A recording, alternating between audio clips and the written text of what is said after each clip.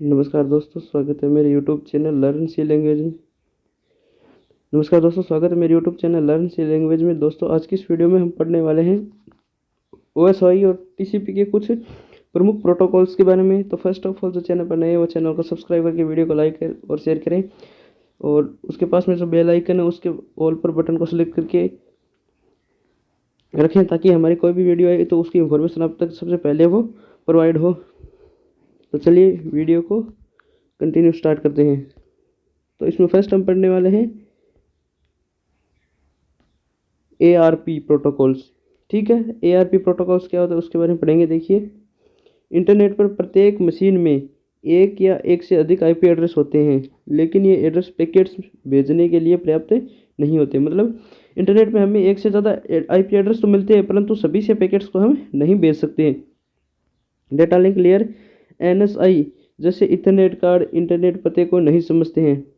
Ethernet के मामले में निर्मित हर NSI अद्वितीय 48 बिट इंटरनेट एड्रेस से लेस होता है। मतलब इसमें क्या होता है कि जो आपकी द्वितीय लेयर होती है, डाटा लिंक लेयर, उसमें आपका जो 48 बिट इथरनेट एड्रेस होता है वो नहीं होता। उसमें संचार करते समय होस्ट को गंतव्य मशीन के लेयर एड्रेस की आवश्यकता होती है, जो एक प्रसारण डोमेन और नेटवर्क से संबंधित होती है। मतलब इसमें क्या होता है, एक होस्ट और गंतव्य मशीन लेयर के लिए एक एड्रेस की आवश्यकता होती है जिसे IP एड्रेस कहते हैं। उसमें यह नहीं होता, और इसमें डोमेन और नेटवर्क से संबंधित जो आपकी गतिविधियाँ होती है वो संचालित की जाती है। मेक एक एड्रेस होता है जो मशीन के इंटरफेस कार्ड में फिजिकली देखा जा सकता है या दिया जा सकता है, और यह कभी भी नहीं बदलता। मतलब इसमें एक आपका मेक एड्रेस होता है जो कभी भी चेंज नहीं होता है, और प्रत्येक डिवाइस के लिए एक फिक्स एड्रेस होता है।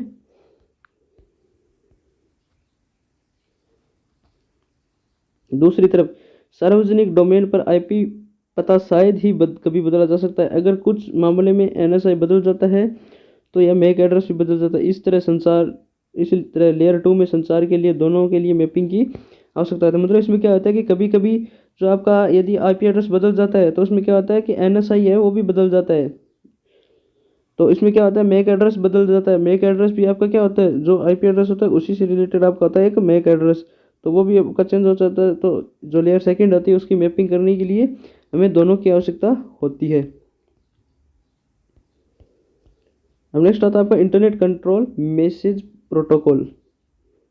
ये क्या होता है, देखिए, ICMP नेटवर्क नैदानिक और त्रुटि रिपोर्टिंग प्रोटोकॉल है। यह क्या होता है, एक नैदानिक और त्रुटि रिपोर्टिंग प्रोटोकॉल। मतलब यह हमें यह बताता है कि कौन सी मैसेज में किस प्रकार की त्रुटि है वो आई है। मतलब यह त्रुटि को क्या करता है, डिटेक्ट करता है। IP प्रोटोकॉल सूट से संबंधित होता है, और यह IP एड्रेस का उपयोग वाहक प्रोटोकॉल के रूप में करता है। यह क्या करता है कि जो IP एड्रेस होता है उसको एक डिवाइस से दूसरे डिवाइस में ले जाने का कार्य करता है। मतलब ये एक दूसरे डिवाइस को IP एड्रेस के द्वारा कनेक्ट करता है। ICMP पैकेट बनाने के बाद यह IP पैकेट में इनकेप्सुलेटेड रहता है। मतलब चूंकि यह IP एड्रेस स्वयं एक सर्वोत्तम गैर भरोसेमंद प्रोटोकॉल है, इसलिए यह ICMP उपयोगी है। मतलब ये क्या होता है, एक प्रकार का अनरिलायबल प्रोटोकॉल होता है, इस पर विश्वसनीय प्रोटोकॉल नहीं होता है, इसलिए इसे ये क्या होता है कि ICMP के लिए उपयोगी प्रोटोकॉल है वो माना जाता है। अब आपकी इसमें नेक्स्ट पॉइंट है, नेटवर्क के बारे में कोई प्रतिक्रिया मूल सेंटर को वापस भेज दी जाती है। मतलब यदि कोई नेटवर्क में प्रॉब्लम आती है तो इसको सेंटर को एक्नॉलेजमेंट भेज देता है कि ये नेटवर्क में कोई प्रॉब्लम है। यदि नेटवर्क में कुछ त्रुटि होती है तो ये ICMP के माध्यम से रिपोर्ट की जाती है। ICMP में दर्जनों निदान और त्रुटि रिपोर्टिंग संदेश शामिल रहते हैं। इसमें क्या होता है कि पहले से संदेश वो शामिल रहते हैं, जो आपके त्रुटिपूर्ण संदेश होते हैं उनके एक्नॉलेजमेंट और उनके दोबारा रीसबमिट करने के लिए यूज़र को एक्नॉलेजमेंट भेजता है, फिर से उसकी जांच करने के लिए। इंटरनेट के संचालन राउटिंग द्वारा बारीकी से निगरानी की जाती है। जब राउटिंग में पैकेट प्रोसेसिंग के दौरान कुछ अप्रत्याशित होता है तो ICMP उसके द्वारा प्रेषक को घटना की सूचना दी जाती है। मतलब ये क्या करता है कि सूचना देता है यूजर को कि आपके नेटवर्क या प्रोटोकॉल में कोई भी प्रकार की त्रुटि आई है, तो उसके द्वारा उसको एक्नॉलेजमेंट भेजता है और उसकी त्रुटि को दोबारा सही करने के लिए उसको बोलता है। ICMP का उपयोग इंटरनेट परीक्षण करने के लिए भी किया जाता है। मतलब ये इंटरनेट का जो परीक्षण किया जाता है, जांच की जाती है, उसके द्वारा भी इसका यूज़ में लिया जाता है। लगभग दर्जनों IP एड्रेस को परिभाषित किया जाता है। प्रत्येक ICMP संदेश की IP पैकेट्स में इंसेप्टुलेटेड किया जाता है। मतलब इसमें क्या होता है कि दर्जनों जो सैकड़ों पैकेट्स होते हैं उनको एक पैकेट्स के रूप में अलग अलग वो डिफाइन किया जाता है और उनको एक डिवाइस से दूसरे डिवाइस में ट्रांसफ़र किया जाता है इस प्रोटोकॉल्स के द्वारा। अब नेक्स्ट आपका आता है रूटिंग इंफॉर्मेशन प्रोटोकॉल। ये क्या होता है देखिए, रूटिंग इंफॉर्मेशन प्रोटोकॉल RIP जो है वह है एक ओपन स्टैंडर्ड प्रोटोकॉल। मतलब ये एक प्रकार का क्या होता है, ओपन स्टैंडर्ड प्रोटोकॉल। एक प्रकार क्या होता है आपका, एक ओपन स्टैंडर्ड प्रोटोकॉल होता है, अर्थात ये किसी भी कंपनी के राउटर के साथ काम कर सकता है। मतलब इसमें कोई भी राउटर का आप उपयोग करके इस प्रोटोकॉल को यूज़ में ले सकते हैं। इसे कभी भी IP/RIP भी कहते हैं। मतलब इसे internet protocol routing information protocol भी कहा जाता है। RIP एक प्रकार का क्लासफुल राउटिंग प्रोटोकॉल होता है। इस कारण यह एक प्रकार का VLSM को सपोर्ट नहीं करता। मतलब यह वेरिएबल लेंथ सबनेट मास्क को सपोर्ट नहीं करता, क्योंकि यह एक प्रकार का क्या होता है, क्लासफुल राउटिंग ऑपरेटर होता है। RIP एक प्रकार का डिफरेंस वेक्टर राउटिंग प्रोटोकॉल है।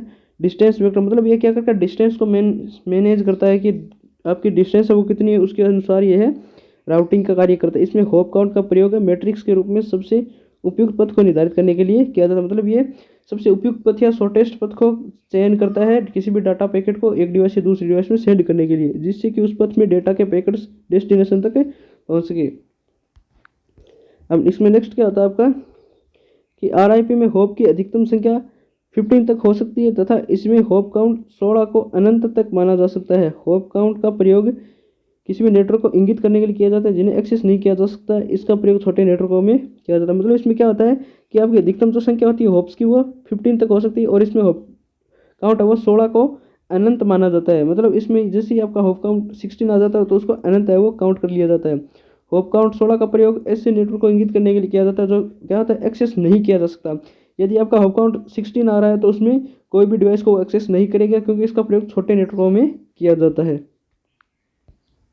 अब इसकी क्रिया प्रणाली क्या होती है देखिए, रूटिंग इंफॉर्मेशन प्रोटोकॉल एक प्रकार का डायनेमिक रूटिंग प्रोटोकॉल है। ये एक प्रकार का डायनेमिक होता है जो कि होप काउंट्स को एक रूटिंग के के तौर पर प्रयोग में लिया जाता है। मतलब ये क्या करता है, जो रूटिंग होती है उसका माप करने के लिए काम में लिया जाता है और इसके द्वारा सोर्स और डेस्टिनेशन के बीच में छोटे रास्ते की गणना करने के लिए काम में लिया जाता है। मतलब ये सोर्स और डेस्टिनेशन के बीच में क्या करता है, सबसे शॉर्टेस्ट पाथ का चयन करता है। और ये एक प्रकार का डिस्टेंस वेक्टर रूटिंग प्रोटोकॉल, मतलब ये क्या करता है, डिस्टेंस को मैनेज करता है कि आपकी दूरी कितनी है उस पर डिपेंड करता है।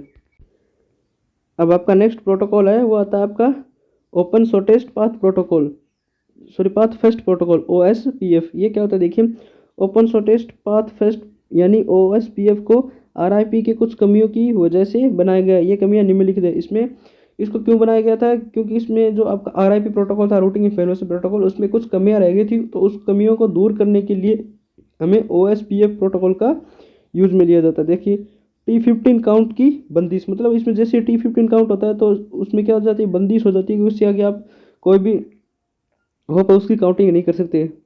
और नेक्स्ट कहते हैं रूटिंग हायरार्की के अंदर नेटवर्क को आर्गेनाइज करने में असक्षम होता है। ये बड़े क्षेत्र के नेटवर्क पर प्रबंध और परफॉर्मेंस के लिए काफ़ी ज़रूरी होता है। मतलब ये क्या होता है कि बड़े जैसे कोई नेटवर्क है आपका तो उसका प्रबंध करने के लिए तथा उसकी परफॉर्मेंस को और सुधारने के लिए इसमें जो आपकी परफॉर्मेंस होती है उसको अच्छा करने के लिए इसको यूज़ में लिया जाता है। नेटवर्क ट्रैफिक में बहुत ही ज़्यादा चढ़ाव जो कि बार बार हुए अंतराल पर रूटिंग टेबल्स को बार बार भेजने के कारण होता है। इसमें क्या होता है कि जो आपके जो चढ़ाव होते हैं ज़्यादा से ज़्यादा वो बार बार क्या होते हैं, अंतराल के कारण टेबल्स को बार बार भेजने के कारण होते हैं। मतलब एक से ज़्यादा बार आपको पैकेट्स को यदि सेंड करना होता है तो उसको बार बार आपको क्या करना पड़ता है, स्विच करना पड़ता है। तो इसमें उसकी कमी को भी दूर किया गया था OSPF में। नेक्स्ट इसका पॉइंट, जैसे कि इसके नाम से पता चलता है कि OSPF एक ऐसा ओपन पब्लिक स्टैंडर्ड्स है जिसके काफ़ी बड़े तौर पर इंडस्ट्री में स्वीकार किया गया है। OSPF डनेबल किए हुए राउटर्स का एक आइडेंटिफिकेशन मैसेज को भेजकर नेटवर्क की खोज करते हैं और उसके बाद एक ऐसा मैसेज भेजते हैं जो कि राउटिंग के टाइम्स को रखते हैं। मतलब जो राउटिंग होता है उसके आइटम्स को ये अपने अंदर है वो रखते हैं और ये इस कैटेगरी में लिस्ट किया गया एकमात्र ऐसा प्रोटोकॉल होता है। मतलब ये एक प्रकार का ऐसा प्रोटोकॉल है जो इसी के अंतर्गत है वो कैटेगरी में डिफाइन किया गया इसको। अब आती है इसकी OSPF की क्रिया।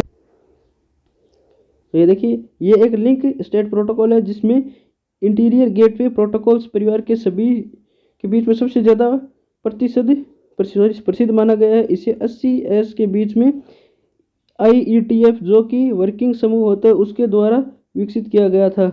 जब OSPF का कॉन्फ़िगर किया गया है तब वह पड़ोसियों को सुनता है और उसे सभी लिंक और डेटा को शेयर करके जमा करता है। इसमें क्या होता है देखिए, एक प्रकार का लिंक स्टेट प्रोटोकॉल है, मतलब ये डिवाइसेस उसको एक प्रकार से क्या करता है, लिंक करता है। उसके बाद में ही उसमें क्या होता है, गेटवे प्रोटोकॉल्स होते हैं, यानी उसके कुछ नियम्स होते हैं जिनको ये फॉलो करने से एक से ज़्यादा डिवाइसेस को आपस में जोड़कर एक परिवार की तरह उसका समूह बना देते हैं। इसे 80S के बीच में IETF के द्वारा वर्किंग समूह होता है एक प्रकार का, उसके द्वारा विकसित माना जाता है। जब OSP का कॉन्फ़िगर किया जाता है तो वे पड़ोसियों को सुनता है और सभी लिंक स्टेट डेटा को जमा करता है। इसमें क्या होता है कि जो इसके जो सभी पड़ोसी जो डिवाइसेस होते हैं उसके द्वारा उसको लिंक किया जाता है और फिर डाटा को एक डिवाइस से दूसरी डिवाइस में सेंड किया जाता है।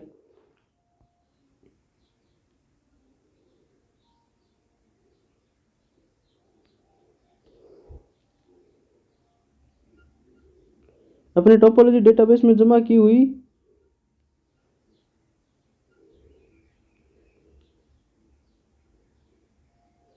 नेक्स्ट क्या है इसमें, ये देखिए, जिसके द्वारा नेटवर्क के अंदर उपस्थित सभी रास्तों में से एक टोपोलॉजी नक्शा बनाकर उसको सूचना को ओपन टोपोलॉजी डेटाबेस में सुरक्षित कर लेता है। यह क्या होता है, जैसे कोई नेटवर्क से कोई सूचना आती है तो उसका क्या कर लेता है, टोपोलॉजी का नक्शा बनाकर उसको अपने डेटाबेस में उस सूचना को सुरक्षित कर लेता है। इस डेटाबेस को लिंक स्टेट डेटाबेस कहा जाता है। अब नेक्स्ट पॉइंट है, अपने टोपोलॉजी में जमा की हुई सूचना को वह बहुत सारे सबनेट या नेटवर्क के बीच में सबसे बेस्ट शॉर्टेस्ट रास्ता चुनता है और उसके लिए एल्गोरिथम का प्रयोग करता है। उसे शॉर्टेस्ट पाथ फर्स्ट एल्गोरिथम कहते हैं। इस कंप्यूटर में वैज्ञानिक एडिसन W डिस्कर्ट द्वारा 1956 में विकसित किया गया था। ये OSPF 3 टेबल से मिलकर बना होता है। तो ये आपकी 3 टेबल्स होती हैं। इसमें फर्स्ट टेबल इसमें कौन सी है, नेबर टेबल। इसमें क्या होता है कि OSPF के जो पड़ोसी होती है उनको सूचना रहती है जिनसे डाटा का आदान प्रदान किया जाता है। फर्स्ट टेबल में क्या होगा, आपकी जो OSPF के जो पड़ोसी जो डिवाइसेज होंगे उसकी सूचना वो एकत्रित रहती है जिसमें डाटा को ट्रांसफर किया जाता है। अब नेक्स्ट आता है आपका टोपोलॉजी टेबल। इसमें नेटवर्क का पूरा रोडमैप होता है जिसमें OSPF राउटर्स की सूचनाएं होती है और गणना के सारे बेस्ट रास्ते और वैकल्पिक रास्तों की भी सूचना दी होती है। इसमें क्या होता है, आपकी जो पूरा रोडमैप होता है, जो आपके रास्ते होते हैं, राउटर्स होते हैं, उसके द्वारा उसकी पूरी सूचनाएं वो ग्रहण की जाती हैं और उनमें से सबसे बेस्ट वैकल्पिक पाथ का वो चयन किया जाता है डाटा को ट्रांसफर करने के लिए। अब नेक्स्ट आपकी आती है इसमें रूटिंग टेबल। रूटिंग टेबल क्या होती है, देखिए इसमें अभी के काम कर रहे बेस्ट वर्किंग की सूचना रहती है जिसके द्वारा डाटा को ट्रांसमिट किया जा रहा है। मतलब इसमें जो वर्तमान में डाटा आपका ट्रांसमिट किया जा रहा है उससे संबंधित सूचना है वो एकत्रित रहती है राउटिंग टेबल में। अब आपका नेक्स्ट जो प्रोटोकॉल आता है वो आता है आपका यूजर डाटाग्राम प्रोटोकॉल, जिसे UDP भी कहा जाता है। अब UDP के बारे में पढ़ते हैं। देखिए UDP एक प्रकार का कनेक्शन लेस प्रोटोकॉल है। यह फर्स्ट क्या होगा इसका पॉइंट कि एक प्रकार का कनेक्शन लेस होता है, मतलब इसमें कोई भी प्रकार का कनेक्शन है वो स्थापित नहीं किया जाता है। इसमें डाटा को ट्रांसफर या करने से पहले या एस्टेब्लिश करने से पहले किसी भी प्रकार के प्राप्ति संदेश से रिलेटेड कोई भी फंक्शनिंग नहीं होती। मतलब इसमें यह बता रखा है कि किसी भी डाटा को ट्रांसमिट करने से पहले या बाद में कोई भी प्रकार का एक्नॉलेजमेंट है वो नहीं दिया जाता है और ना ही इसमें किसी भी प्रकार का कनेक्शन है वो स्थापित किया जाता है। यानी इसमें जो डिवाइस सर्वर या क्लाइंट कभी वेरीफाई नहीं करता है कि रिसीवर से कनेक्शन है या नहीं, या डाटा उसको मिल रहा है या नहीं। मतलब इसमें क्या होता है कि रिसीवर है वो कभी भी इससे यह पता नहीं होता है कि वह रिसीवर से जुड़ा हुआ है या नहीं, या उसको डाटा प्राप्त हो रहा है या नहीं। मतलब ये अनरिलायबल होता है कि डाटा ट्रांसमिट हुआ है या नहीं, उसके बारे में कोई जानकारी नहीं मिलती। इसी कार्य प्रणाली की वजह से इसको कनेक्शन लेस प्रोटोकॉल कहा जाता है। मतलब इसकी ये जो कार्य प्रणाली होती है इसी के कारण इसको कनेक्शन लेस प्रोटोकॉल कहा जाता है, क्योंकि यह कोई भी प्रकार का कनेक्शन है वो इस्टेब्लिश नहीं करता है। इस प्रकार के मैकेनिज्म की वजह से इसमें डाटा की डिलीवरी की कोई गारंटी नहीं होती। मतलब इसमें डाटा सुरक्षित तरीके से डेस्टिनेशन तक पहुंचा है या नहीं पहुंचा इसकी कोई भी गारंटी नहीं होती। इसमें डाटा करप्ट भी हो सकता है। इसमें अधिक कॉम्प्लेक्स फंक्शनिंग और मैकेनिज्म की वजह से नहीं होने की वजह से प्रोटोकॉल्स की डाटा को ट्रांसफर करने की स्पीड बहुत अच्छी होती है। इसमें क्या होता है कि डाटा को ट्रांसफर करने की स्पीड है वो कनेक्शन ओरिएंटेड प्रोटोकॉल्स की तुलना में ज़्यादा होती है। UDP में SMTP TFTP जैसे सर्विसेज काम में ली जाती है। मतलब इसमें जो आपका SNMTP जो simple network management transfer protocol है, और TFTP होता है, उसके द्वारा भी आपकी सर्विसेज है वो काम में ली जाती है। UDP के नाम में ली जाने वाली सर्विसेज का सबसे अच्छे उदाहरण होता है आजकल के वक्त में व्हाट्सएप और फेसबुक मैसेंजर। जैसे आजकल के व्हाट्सएप और फेसबुक जो मैसेंजर आप यूज़ में लेते हैं, तो वह UDP का सबसे अच्छा उदाहरण होता है कि जैसे हम एक यूज़र को फेसबुक या व्हाट्सएप पर मैसेज करते हैं, तो जैसे हम मैसेज करते हैं तो उसकी कोई गारंटी नहीं होती कि वो मैसेज उस तक डायरेक्ट पहुँचे या नहीं पहुँचे, या बीच में करप्ट हो जाए। तो उसी के आधार पर यह काम करता है आपका UDP। हेडर की पूरी तरह से कार्यप्रणाली से विस्तार से आगे भाग में पढ़ेंगे, तो ये उसका कुछ आगे का विवरण दे रखा है यहाँ पर। अब आपका नेक्स्ट प्रोटोकॉल है वो है FTP।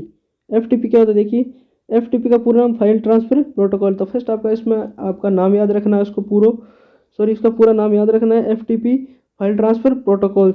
जैसे कि नाम से पता चल रहा है कि इसका उपयोग कंप्यूटर से कंप्यूटर के बीच में फाइल को ट्रांसफर करने के लिए किया जाता है। मतलब FTP के नाम से पता चलता है कि फाइल ट्रांसफर प्रोटोकॉल, मतलब फाइल को एक डिवाइस से दूसरी डिवाइस में ट्रांसफर करने का कार्य यही प्रोटोकॉल करता है FTP। FTP एक प्रकार का प्रोटोकॉल है जो दो सिस्टम के बीच में फाइलों का आदान प्रदान करने के लिए रूल्स यानी कुछ नियमों को निर्धारित करता है। मतलब इसमें कुछ रूल्स होते हैं जिसके द्वारा एक फाइल को दूसरे कंप्यूटर से प्राप्त कर सकते हैं या उसको सेंड कर सकते हैं। तो उसके कुछ रूल्स हैं जो आपको फॉलो करने पड़ते हैं। अब नेक्स्ट आपका पॉइंट है इसमें कि FTP प्रोटोकॉल बहुत ही पुराना प्रोटोकॉल जो आजकल इसका उपयोग किया जा रहा है। इसके बावजूद भी कई सारे इंटरनेट उससे ऐसे भी होंगे सोर्सेस ऐसे भी होंगे जिन्हें अभी तक FTP के बारे में पता नहीं है, लेकिन यदि कोई वेबसाइट बनाने जा रहे हैं तो आपको यह बहुत ही ज़्यादा उपयोगी टूल साबित हो सकता है। मतलब इसमें क्या होता है कि जो आप यदि कोई वेबसाइट बनाता है तो उसको FTP का ध्यान रखना बहुत ज़रूरी होता है, क्योंकि जो FTP होता है वो फाइल ट्रांसफर प्रोटोकॉल होता है। जैसे ही आप इंटरनेट पर कोई भी फाइल को अपलोड करेंगे तो मतलब आपको फाइल को ट्रांसफ़र करना होगा, तो आप FTP का ही यूज़ लेंगे। FTP का यूज़ करे बिना आप इंटरनेट पर कोई भी फाइल को एक्सेस नहीं कर पाएंगे, तो आपको FTP का यूज़ करना बहुत ज़रूरी होता है। यदि आप कोई वेबसाइट बनाने जा रहे हैं या कोई वेबसाइट से संबंधित काम करें या डाटा को उस पर अपलोड कर रहे हैं, तो FTP को आपको ज़रूर है वो अच्छे से ध्यान में रखना है। जब कोई भी वेब डेवलपर वेबसाइट बनाता है तो उस वेबसाइट के फाइल्स को सर्वर पर अपलोड करना होता है, और यह काम के लिए FTP का उपयोग किया जाता है। मतलब जो आपकी वेबसाइट होती है उसको सर्वर पर अपलोड करने के लिए या उसमें डाटा को ट्रांसफ़र करने के लिए आप FTP का यूज करते हैं। बड़े बड़े फाइलों का सर्वर पर अपलोड करना, डाउनलोड करना, रीनेम करना, डिलीट करना, कॉपी करना और मूव में सहायक होता है ये FTP प्रोटोकॉल। मतलब इसमें ये जो आपके परफॉर्मेंस दे रखे हैं जैसे अपलोड, डाउनलोड, डिलीट, कॉपी, और ये सभी किसकी मदद से की जाती है, आजकल FTP की मदद से ही की जाती है। जब कोई भी डेवलपर वेबसाइट बनाता है तो उस वेबसाइट के नीचे फाइल के सर्वर पर अपलोड करना होता है। मतलब ये क्या होता है, उसकी फाइल पर के सर्वर पर अपलोड करेगा, उसको तो सर्वर पर अपलोड करेगा तो उसको उस प्रोटोकॉल की आवश्यकता होगी FTP की, और इस काम के लिए FTP का प्रयोग है वो किया जाता है, जो कि बड़े बड़े फाइलों और सर्वर को अपलोड करना, रीनेम करना, डिलीट, कॉपी और मूव करने में क्या होता है, आपकी सहायता करता है यह प्रोटोकॉल। अब आता है आपका नेक्स्ट, इसमें जो FTP की कार्य प्रणाली होती है वो किस प्रकार की जाती है। देखिए FTP प्रोटोकॉल काम कैसे करता है, इसके लिए आप सबसे पहले यूज़र के लिए सिस्टम में क्या होगा, FTP क्लाइंट इंस्टॉल होना चाहिए। इसमें क्या होता है कि सबसे फर्स्ट यूज़र है वो FTP का क्लाइंट है वो इंस्टॉल करेगा। इसके अलावा सर्वर से कनेक्शन स्थापित करने के लिए आपके पास यूज़र नाम और पासवर्ड होना चाहिए। मतलब इसमें आपका यूज़र नेम और पासवर्ड भी होना इसके लिए ज़रूरी होता है FTP प्रोटोकॉल से, यदि आप कोई फाइल ट्रांसफ़र कर रहे हैं तो।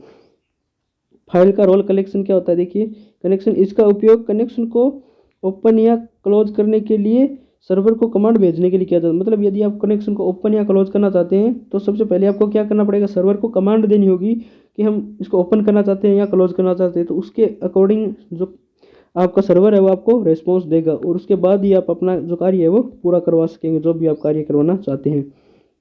डेटा कनेक्शन स्थापित होने के बाद डेटा कनेक्शन के माध्यम से क्लाइंट सर्वर के बीच में फाइल का ट्रांसफर है वो किया जाता है। मतलब आपका पहले डाटा कनेक्शन है वो चेक करना है, और डाटा कनेक्शन का अच्छी तरह से स्थापित हो जाने के बाद में ही आप उसको फाइल को ट्रांसफ़र और रिसीव कर सकते हैं। क्लाइंट द्वारा पोर्ट नंबर 21 पर कंट्रोल कनेक्शन शुरू किया जाता है। कनेक्शन स्थापित होने पर क्लाइंट द्वारा कमांड्स भेजे जाते हैं, और कमांड के अनुसार सर्वर पोर्ट नंबर 20 पर डाटा कनेक्शन शुरू होता है, और इसी पर डाटा कनेक्शन के जरिए फाइलों को ट्रांसफ़र किया जाता है। इसमें क्या होता है, देखिए जो आपका कनेक्शन होने के बाद में जो डाटा के माध्यम से क्लाइंट और सर्वर के बीच में जो फाइलों का ट्रांसफ़र किया जाता है वो पोर्ट नंबर 21 द्वारा जो कंट्रोल कनेक्शन होता है उसी के अकॉर्डिंग है वो शुरू किया जाता है। और इसमें क्या होता है, जो क्लाइंट कमांड भेजता है उसी के अनुसार ये क्या करता है, जो आपका पोर्ट नंबर 20 होता है उससे कनेक्शन शुरू होता है और इसके ज़रिए आपकी जो फाइलें हैं वो इंटरनेट पर अपलोड होनी स्टार्ट हो जाती हैं। तो ये थे आपके कुछ OSI और TCP के प्रमुख मॉडल्स, सॉरी प्रोटोकॉल्स। तो आई होप दोस्तों वीडियो पसंद आएगा। और मैं आपको एक जानकारी के लिए इसकी एक प्रमुख बात बता देता हूँ कि ये जो प्रोटोकॉल्स हैं वो आपको एग्जाम्स की दृष्टि से बहुत महत्वपूर्ण होने वाले, क्योंकि ये बहुत से एग्जामों में प्रोटोकॉल्स पूछे जाते हैं, चाहे आपके ऑब्जेक्टिव टाइप हो या सब्जेक्टिव टाइप क्वेश्चन हो।